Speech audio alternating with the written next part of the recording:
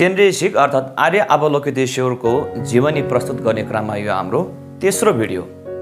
यस video मार्फत विशेष गरेर धर्मराजा सोङचिन गम्बद्वारा रचना गर्नुभएको मानिक काबुमको पहिलो ठिली र पहिलो ठिलीको पनि चौथो अध्यायमा जति उल्लेख गरिएको थियो ती कुराहरू आज यस भिडियो मार्फत राख्नेछु।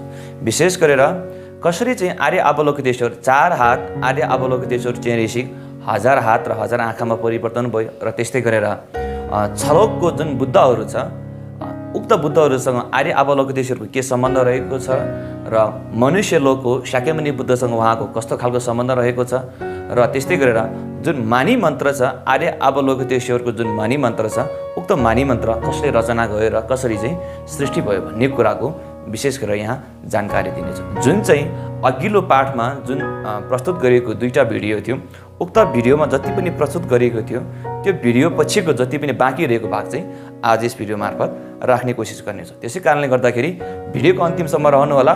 नमस्कार, टसिदेले।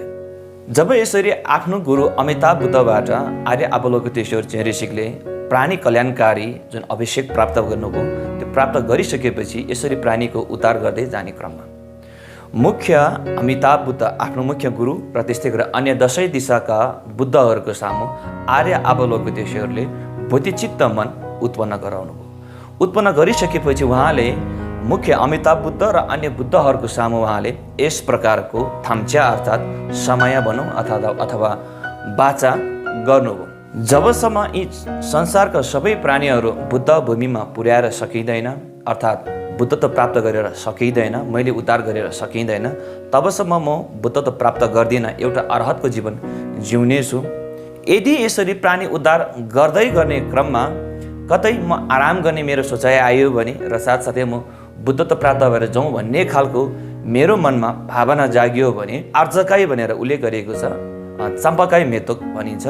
उक्त मेतोक अथवा फुल चम्पाकाई फुल फुटिएको सरी चाहिँ मेरो टाउको चाहिँ 10 वटा टुक्रामा टुक्रेर जाओस् भनेर उहाँले यस प्रकारको थाम्च्या अर्थात् बुद्ध बोधिसत्वहरू मुख्यतः अमिताभ बुद्धको अगाडि र अन्य बुद्धहरूको सामु उहाँले यस प्रकारको वाचा गर्नुभयो। यसपछि अमिताभ बुद्धले यस प्रकारको कुरा राख्नुभयो, उत्तम अति उत्तम कुलपुत्र, म लगायत अन्य बुद्धहरूले पनि यसरी नै प्रार्थना गरेर यसरी नै थाम्च्या अर्थात् समय वाचा गरेर चाहिँ अनगिन्ती प्राणीहरूको उद्धार गर्दै बुद्ध भूमिमा बुद्धि ज्ञान प्राप्त भएको। यसरी तपाईँले प्राणी उद्धारकारी काम गर्दै गर्दाखेरि तपाईँको इच्छा आकाङ्क्षा पूर्ति गर्नमा म जहिल्यै सहयोगमा तत्पर रहन्छु अथवा सहयोग गर्नेछु भनेर उहाँले पनि भन्नुभयो। त्यसपछि आर्य अवलोकितेश्वरको शरीरबाट 6 प्रकारको प्रकाश निस्किन्छ। उक्त निस्किएको प्रकाशले छलोक भावचक्रको जुन छलोक छ त्यो छलोकमा ढाकिन्छ। यसरी आर्य अवलोकितेश्वरको शरीरबाट निस्किएको प्रकाशले देवलोकमा ढाकिँदाखेरि लाई थुपा घ्याजिन अर्थात् देवमुनि शक्र अर्थात् इन्द्र शक्र तथागतको निर्माणकायको रूप धारणा गरेर यसरी देवलोकका प्राणीहरूको उद्धार गर्दै आर्य अवलोकितेश्वरको शरीरबाट निस्किएको प्रकाशले असुर लोकमा ढाकिँदाखेरि लामाइन्गी थुपा थाक्साङ रि अर्थात् दानव मुनि भेमा चित्र भएर निर्माणकायको रूप धारणा गरेर उहाँले असुर लोकको प्राणीहरूलाई उद्धार गर्दै लैजानु। जब यसरी पृथ्वीमा अर्थात् मानव लोकमा आर्य अवलोकितेश्वरको शरीरबाट निस्किएको प्रकाशले ढाकियो, उक्त प्रकाशले ढाक्दाखेरि उक्त प्रकाशको माध्यमद्वारा निर्माणकायको रूप धारणा गर्दै शाक्यमुनि बुद्ध भएर उहाँ यसरी जन्मेर चाहिँ मानव लोकको प्राणीहरूको उद्धार कल्याणकारी काम गर्दै जानुभयो।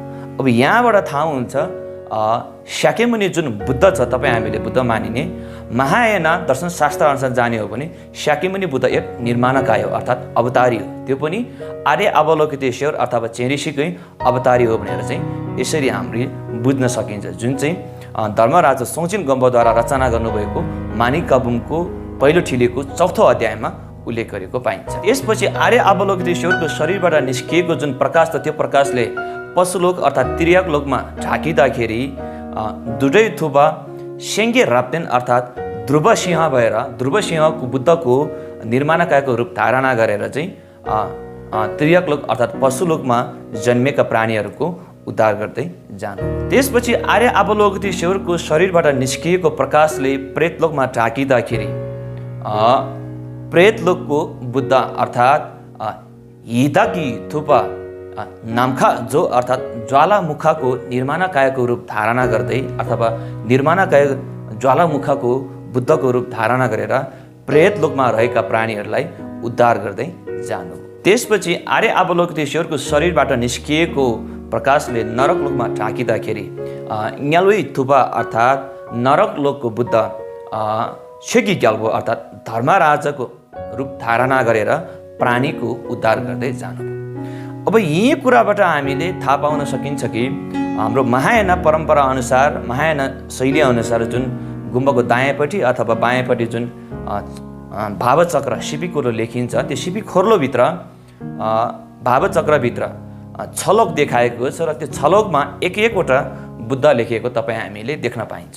ती एक एकवटा 6वटा बुद्धहरू जुन छ त्यो 6वटा बुद्धहरू चाहिँ चेडेसिक अर्थात् आर्य अवलोकितेश्वरकै निर्माणकायको रूप भनेर हामीले बुझ्न सकिन्छ। यसरी आर्य अवलोकितेश्वरले अनगिन्ती प्राणीहरूलाई छलोकको जति प्राणीहरूलाई विभिन्न प्रकारको रूप धारणा गर्दै अनगिन्ती प्राणीहरूलाई उद्धार गर्दै लैजानुभयो।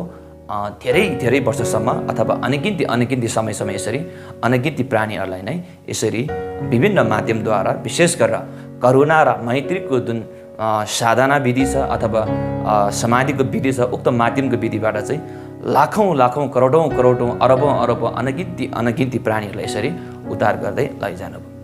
यसरी उद्धार धेरै नै गरिसकेपछि धेरै वर्षसम्म यसरी उद्धार गरिसकेपछि उहाँलाई के लाग्यो भने सायद अब भने संसारको छलोको प्राणीहरू केही मात्रामा कम भयो होला। मैले जति उद्धार गरिएको छु त्यसको तुलनामा हेर्ने हो भने अब चाहिँ भने संसारको प्राणीहरू अलिकति भयो भने कम भयो होला अथवा उद्धार भएर अब सक्न आँट्यो होला अथवा सकिसक्यो होला भनेर जुन उहाँले विचार आइसकेपछि सुखवती भुवन पोतालाको जुन चुचुरो छ उक्त चुचुरोमा गएर उहाँले संसारतिर अथवा छलोकतिर फर्केर यसरी दृष्टिगोचर गर्दाखेरि हेर्नु हुँदाखेरि कति पनि कम नभएको देख्यो। अर्थात् जति उहाँले छलोकको प्राणीहरूलाई विभिन्न तरिकाले रूप धारणा गर्दै उद्धार गरेर लैजानुभयो त्यो उद्धार गरेको तुलनामा धेरै कम हुनुपर्ने अथवा सक्न आँट्नुपर्ने हो। त्यो तुलनामा हेर्दाखेरि कम नभएको देख्दाखेरि उहाँलाई एक प्रकारको मनमा निराशा जाग्यो। निराशा जागिसकेपछि उहाँको मनमा कस्तो खालको कल्पना उठ्यो भने परम तथागत बुद्धहरूले भनेको अनुसार यो अनन्त जगतमा अनगिन्ती प्राणीहरू छ, यसलाई उद्धार गरेर सकिँदैन रहेछ भनेर जुन उहाँले भनिएको थियो त्यो कुराहरू उहाँलाई याद आउन थाल्यो। त्यसपछि उहाँले मनमा नै सायद अब मैले प्राणीहरूको उद्धार गरेर सकिँदैन होला, अब चाहिँ म बुद्धत्व प्राप्त गर्नु पर्ला अर्थात् देवाचिङ्गी सिङ्खम सुखवती भुवन देवाशम्भु अर्थात् सुखवती भुवन बुद्धत्व प्राप्त भएर चाहिँ जानु पर्ला। अब सायद प्राणीको हित कल्याणकारी काम गर्न सकिँदैन होला भनेर मनमा सोच्ने बित्तिकै अघि माथि अमिताभ बुद्ध लगायत अन्य बुद्धहरूको सामु उहाँले जुन वाचा गर्नुभएको थियो जबसम्म यी संसारको प्राणीहरू सबै उद्धार गरेर सकिँदैन तबसम्म म बुद्धत्व प्राप्त गर्दिनँ। यदि बुद्धत्व प्राप्त गर्ने सोचाइ आयो भने केही क्षण यसरी आनन्दित बस्ने सोचाइ आयो भने मेरो टाउको चाहिँ चम्पकाई मेथोक अर्थात् चम्पकाईको फुलसँग जसरी चाहिँ चम्पकाको फुल जसरी चाहिँ 10वटा टुक्रेमा टुक्रेर जाओस् भनेर जुन वाचा गरिएको थियो त्यो वाचा तोड्यो। मानी काबुमा उल्लेख गरेको अनुसार जाने हो भने ऊ छल्पा घेर गेस हो भनेर उल्लेख गर्यो। अर्थात् आर्य अवलोकितेश्वरको टाउको चाहिँ वाचा तोडिएको कारणले गर्दाखेरि 100वटा टुक्रामा टुक्रिएको भनेर उल्लेख गरेको पाइन्छ भने तर परम पूजनीय दुजिम जिग्टा येसु दोर्जे रिम्पोछेद्वारा रचना गर्नुभएको बर्दो ठिक अर्थात् अन्तर्भावको पुस्तकमा चाहिँ तपाईँको 11वटा टुक्रामा टुक्रेर गएको भनेर उल्लेख गरेको पाइन्छ। आर्य अवलोकितेश्वरको जुन शिर थियो त्यो शिर टुक्रेर जानको मेन कारण आफ्नो गुरुको सामु गरिएको वाचा तोडिएको कारणले गर्दाखेरि यसरी चाहिँ टुक्रेर गएको भनेर उल्लेख गरेको पाइन्छ। त्यसपछि आर्य अवलोकितेश्वर वेदनाले दुःखको वेदनाले सही शिर त्यसरी चाहिँ टुक्रेर गइसकेपछि वेदनाले एकदमै कराउन थाल्यो, चिच्याउन थाल्यो। वेदनाको स्वर निकाल्दै अमिताभ बुद्धलाई उहाँले पुकार्नु। अमिताभ बुद्धलाई उहाँले यसरी पुकारिसकेपछि अमिताभ बुद्ध प्रकट हुनुभयो। अमिताभ बुद्ध प्रकट भइसकेपछि उक्त टुक्रिएको अर्थात् मानिकबम अनुसार जाने हो भने 100वटा टुक्रामा टुक्रिएको जुन टाउको त्यो टाउकोलाई 11वटा टाउकोमा अधिष्ठान गर्यो भने उल्लेख गरेको पाइन्छ। अथवा अर्कोतिर जाने हो भने क्याप्जे दोजुम झिक्टा एसी दोजी रिम्चेद्वारा उल्लेख गरेको अनुसार जाने हो भने 11वटा टुक्रामा टुक्रिएको टाउकोलाई अमिताभ बुद्धले पछि 11वटा टाउकोमा अधिष्ठान गराइदियो अर्थात् छिनलाप गरिदियो भनेर उल्लेख गरेको पाइन्छ। यसरी अमिताभ बुद्ध प्रत्यक्ष पाल्नु भएर जब आर्य अवलोकितेश्वरको टुक्रेको शिरलाई 11वटा टाउकोमा अधिष्ठान गराइदिनु भयो, पहिलो जुन उहाँको गुरु स्वयं आर्य अवलोकितेश्वरको गुरु अमिताभ बुद्धको रहेको छ र त्यसपछि क्रोधी रूपको एक प्रकारको शिर रहेको छ र त्यसपछि मुनि 3 तह रहेको छ। जुन त्यसरी 3 तहमा विभाजन गरेर चाहिँ यसरी राख्नुको कारण यो जगत अनन्त रहेको छ। उक्त अनन्त जगतको प्रतिनिधित्व गर्दै यसरी चाहिँ 4 तहमा राखिएको भनेर उल्लेख गरिएको छ। र त्यो दोस्रो तहमा राखिएको जुन अमिताभ बुद्ध पछिको जुन दोस्रो तहको अलिकति क्रोधी रूप छ, त्यो क्रोधी रूप राख्नुको कारण आर्य अवलोकितेश्वरले योभन्दा अगाडिसम्म जति पनि प्राणीको कल्याणकारी काम गरेको थियो एक प्रकारको शान्तिमय मार्गबाट एकदमै शिवा अर्थात् शान्तिको माध्यमद्वारा चाहिँ प्राणीको उद्धारकारी काम गर्नुभएको थियो। अब यो खालको उहाँले अधिष्ठान गराइदिइसकेपछि, क्रोधीको रूप एक प्रकारको अधिष्ठान गराइदिइसकेपछि भविष्यमा अब उपरान्त आर्य अवलोकितेश्वर एक प्रकारको क्रोधीको रूप धारणा गरेर पनि अनेकविध प्राणीहरूलाई उद्धार गर्नका लागि यस प्रकारको क्रोधीको रूप धारणा गर्न लागि पनि यस प्रकारको क्रोधीको रूप अथवा क्रोधीको जुन टाउको छ त्यो प्रकारको चाहिँ अधिष्ठान गराइदिएको, जुन चाहिँ साधारण रूपले भन्दाखेरि, साधारण भाषाले भन्दाखेरि, राम्रोसँग सभ्यसँग भन्दाखेरि नमान्ने प्राणीहरूको लागि एक प्रकारको त्यस्तै प्रकारको चाहिँ आफू शरीर ढल्काएर अथवा त्यसमा परिवर्तन भएर क्रोधीको रूप देखाएर चाहिँ प्राणीलाई सही मार्गमा डोर्याउनको लागि त्यो खालको रूप धारणा गर्नका लागि पनि दोस्रो तहमा राखिएको जुन क्रोधी अनुहार छ, क्रोधी जुन शिर छ, त्यसको मतलब यो हो भनेर उल्लेख गरेको पाइन्छ। अमिताभ बुद्ध प्रत्यक्ष पाल्नु भएर चाहिँ आर्य अवलोकितेश्वरको टुक्रेको शरीरलाई 11वटा टाउकोमा अधिष्ठान गराइदिनु भयो। 11वटा टाउकोमा यसरी अधिष्ठान गराइदिइसकेपछि फेरि पनि अमिताभ बुद्धले जबसम्म यी संसार प्रलय हुँदैन, नष्ट हुँदैन, तबसम्म पनि तपाईँले यसरी नै प्राणीको उद्धारकारी काम गर्दै जानुहोस् भनेर आदेश दिनुभयो। त्यसपछि आर्य अवलोकितेश्वरले अमिताभ बुद्धलाई फेरि यस प्रकारको प्रश्न गरौँ, यदि मैले जबसम्म यो संसार प्रलय हुँदैन, नष्ट हुँदैन, तबसम्म मैले प्राणीको हित गर्ने, कल्याणकारी काम गर्ने हो भने मलाई 1000 हात र 1000 आँखा चाहिन्छ भनेर चाहिँ उहाँले यसरी चाहिँ बिन्ती चढाउनु भयो। र त्यस्तै खालको बिन्ती चढाइसकेपछि आर्य अवलोकितेश्वरको जुन 1000 हात र 1000 आँखा छ अमिताभ बुद्धले अधिष्ठान गराइदिनु भयो। त्यसपछि बल्ल आर्य अवलोकितेश्वर 11वटा शिर र 1000वटा हात र 1000वटा उक्त हातको हत्केलामा 1000वटा आँखा चाहिँ यसरी चाहिँ परिवर्तन भएको थियो भनेर मानिक काबुमा अनुसार उल्लेख गरेको पाइन्छ।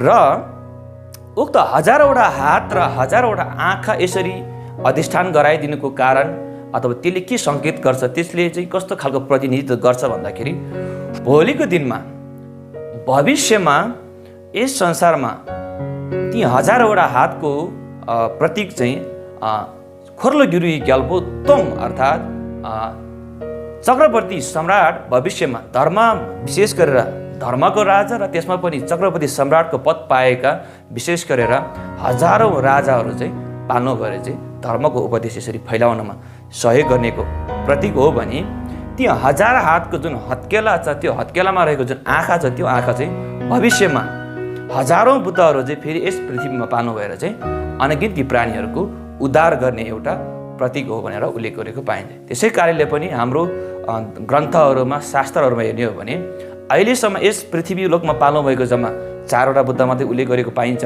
ती मध्येमा अझै पनि हजारौँ बुद्ध बाँकी नै रहेको छ। ती हजारौँ बुद्धको प्रतीक चाहिँ ती आर्य अवलोकितेश्वरको जुन हत्केलामा रहेको आँखा छ त्यो हो भनेर मानिक काबुमा अनुसार उल्लेख गरेको पाइन्छ। र त्यस्तै गरेर यहाँनिर अलिकति राख्नुपर्ने कुरा के रहेको छ भने यो त भयो विशेष गरेर आर्य अवलोकितेश्वरको 1000वटा हात र 1000वटा आँखा कसरी चाहिँ उहाँ यसरी परिवर्तन भयो भन्ने कुराको, 4वटा हातबाट चाहिँ 1000वटा आँखा र 1000वटा हातमा कसरी परिवर्तन भयो भन्ने कुरा मानिक काबुमा जुन उल्लेख गरिएको थियो त्यो मैले राखिनै हालेँ। अब त्यस्तै गरेर परम पूजनीय क्याप्जे दोजुम झिक्टा एसे दोजे रिमुचेद्वारा रचना गर्नुभएको बर्दो ठिक अर्थात् अन्तर्भावको पुस्तकमा चाहिँ तपाईँको जब आर्य अवलोकितेश्वरले आफ्नो गुरुप्रति गरेको जुन बाचा तोडियो, बाचा तोडिएको कारणले गर्दाखेरि 11वटा टुक्रामा शिर टुक्रेर गयो, टाउको टुक्रेर गयो। पछि 11 टुक्रामा चाहिँ अमिताभ बुद्धले अधिष्ठान गराइदिनु भयो। पछि त्यो हात हजारवटा र हजारवटा आँखा चाहिँ आफ्नो शरीर बाचा तोडिएको कारणले गर्दाखेरि आर्य अवलोकितेश्वर शरीर चाहिँ हजारवटामा टुक्रिएको थियो। त्यो टुक्रिएको शरीरलाई नै अमिताभ बुद्धले पछि हजारवटा हात र हजारवटा आँखामा अधिष्ठान गराइदिएको थियो भनेर परम पूजनीय क्याप्चे जिग्टा येक्से दोर्जे रिम्पोछेद्वारा रचना गर्नुभएको बढ्दो ठिक अर्थात् अन्तर्भावको पुस्तकमा उल्लेख गरेको पाइन्छ।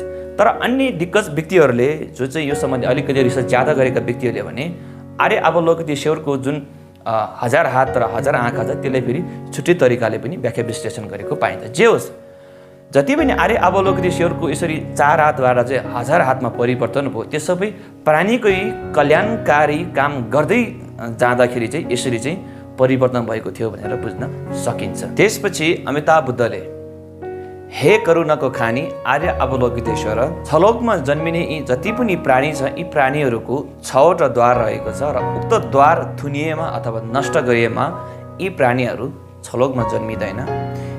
ती छलोकमा जन्मिने जुन द्वार छ उक्त द्वारलाई नष्ट गर्न सकिन्छ यो मन्त्र उच्चारण गरेर अथवा यो मन्त्रको ध्यान साधना गरेर। त्यो मन्त्र के हो भन्दाखेरि ओम मानी पेद्मे हुम। हजुर, यतिखेर बल्ल अमिताभ बुद्धले आर्य अवलोकितेश्वर ऋषिलाई यसरी चाहिँ मनीको मन्त्र उहाँलाई दिनुभएको थियो। अमिताभ बुद्धले ओम मानी पेद्मे हुम अर्थात् पद्मे हुम। ओम शब्द आ ओ म शब्द मिलेर ओम बनिएको छ। यसमा 3वटा शब्दको मिश्रण रहेको छ। त्यसै कारणले गर्दाखेरि पनि यो ओम शब्द विशुद्ध बुद्धहरूको काय वाक र चित्तको प्रतीक मानिन्छ। यी विशुद्ध काय वाक बुद्धहरूको काय वाक चित्तको प्रतीक ओम शब्द हामीले उच्चारण गरेर जप गरेर ध्यान साधना गरिएमा देवलोकमा जन्मिने जुन द्वार छ उक्त द्वार नष्ट भएर जान्छ अथवा थुनिएर जान्छ अथवा मृत्यु पश्चात हामी देवलोकमा जन्मिनु पर्दैन भनेर उल्लेख गरिएको छ। त्यस्तै गरेर दोस्रोमा म शब्द म मन्त्र अथवा म शब्द म मन्त्र उच्चारण गरेर हामीले ध्यान साधना गरेमा असुर लोकमा जन्मिने जुन द्वार छ उक्त द्वार नष्ट भएर जान्छ अथवा हामी मृत्यु पश्चात असुर लोकमा जन्मिनु पर्दैन यदि हामीले जीवितै हुँदाखेरि म शब्दको उच्चारण गरेर चाहिँ ध्यान साधना गरिएमा अथवा म मन्त्रको उच्चारण गरेर ध्यान साधना गरिएमा। त्यही गरेर नि मन्त्र अर्थात् नि मन्त्र नि शब्द जुन उच्चारण गरेर हामीले ध्यान साधना गरिएमा मनुष्य लोकमा जन्मिने जुन द्वार छ उक्त द्वार नष्ट भएर जान्छ। त्यसपछि मृत्यु पश्चात हामीले फेरि पनि यस मनुष्य लोकमा जन्मिनु पर्दैन भनेर उल्लेख गर्नु भएको। त्यस्तै गरेर पेद मन्त्र उच्चारण गरेर ध्यान साधना गरिएमा पशु लोकमा जन्मिने जुन द्वार छ उक्त द्वार नष्ट भएर जान्छ र मृत्यु पश्चात पशु लोकमा जन्मिनु पर्दैन भनेर उल्लेख गरिएको छ। त्यस्तै गरेर मे मन्त्र अथवा मे शब्द उच्चारण गरेर ध्यान साधना गरिएमा मृत्यु पश्चात हामी प्रेत लोकमा जन्मिनु पर्दैन किनभने मे मन्त्र उच्चारण गरेर ध्यान साधना गरेकै प्रबलले गर्दाखेरि उक्त प्रेतलोकमा जन्मिने जुन द्वार छ द्वार नष्ट भएर जान्छ भनेर उल्लेख गरिएको पाइन्छ। र त्यस्तै गरेर अन्तिममा रहेको छ 6औं हुङ शब्द। हुङ मन्त्र अथवा हुङ शब्द उच्चारण गरेर हामीले जप गरियो ध्यान साधना गरियो तप गरियो भने उक्त मन्त्र उच्चारण गरिएको ध्यान साधना गरिएकै प्रभावले गर्दाखेरि नरक लोकमा जन्मिने जुन द्वार छ उक्त द्वार नष्ट भएर जान्छ र मृत्यु पश्चात हामी नरक लोकमा जन्मिनु पर्दैन भनेर उल्लेख गरेको पाइन्छ। यसरी जब अमिताभ बुद्धले आर्य अवलोकितेश्वरलाई यस मणि मन्त्र ओम मानी पेद्मे हुङ अर्थात् पद्मे हुङ जुन मन्त्र छ यो मन्त्र उहाँलाई यसरी दिनुभएको थियो अमिताभ बुद्धले आर्य अवलोकितेश्वरलाई। त्यसै कारणले इत्यादि यो मन्त्र उच्चारण गरिएमा जो व्यक्तिले यो ओम मानी पेद्मे हुङ अर्थात् पद्मे हुङ मन्त्र जुन उच्चारण गर्छ यो उच्चारण गरेर ध्यान साधना गरिएमा जो व्यक्तिले गर्छ उक्त व्यक्ति मृत्यु पश्चात छलोको दुःखको भुमरीमा जन्मिनु पर्दैन किनभने यो मन्त्र उच्चारण गरिएको प्रभावले गर्दाखेरि छलोकमा जन्मिने जुन द्वार छ उक्त द्वार नष्ट भएर जान्छ भनेर उल्लेख गर्नुभएको छ। त्यसै कारणले गर्दाखेरि पनि आर्य अवलोकितेश्वर तपाईँले यो मूल मन्त्र समात्नुहोस् र त्यस्तै गरेर राख्नुहोस्, पढ्नुहोस्, ध्यान साधना गर्नुहोस्, उच्चारण गर्नुहोस् र जानेर राख्नुहोस् र यसरी चाहिँ फैलाउँदै सबै प्राणीहरूलाई यसरी यो मन्त्र सिकाइदिनुहोस् भनेर अमिताभ बुद्धले आर्य अवलोकदेशीहरूलाई यसरी यो मानी मन्त्र दिनुभएको थियो भनेर सोङचेन गम्बोद्वारा रचना गर्नुभएको मानी कबुमको पहिलो ठिलेको 4थो अध्यायमा यसरी चाहिँ उल्लेख गरेको पाइन्छ। हवस् त आजको यस भिडियोमा विशेष गरेर 4 हात भएको आर्य अवलोकदेश्वर कसरी 1000 हात र 1000 आँखामा 11वटा टाउकोमा परिवर्तन भयो, आर्य अवलोकदेश्वर चेरेसिक र छलोकको जुन भावचक्रभित्र रहेको जुन 6वटा तथागत बुद्धहरू छ उहाँ बुद्धहरूसँग आर्य अवलोकदेश्वरको के सम्बन्ध रहेको थियो र अन्तिममा मनी मन्त्र कसले चाहिँ कसलाई दिनुभएको थियो भन्ने कुराको सम्पूर्ण जानकारी राख्ने कोसिस गरेँ।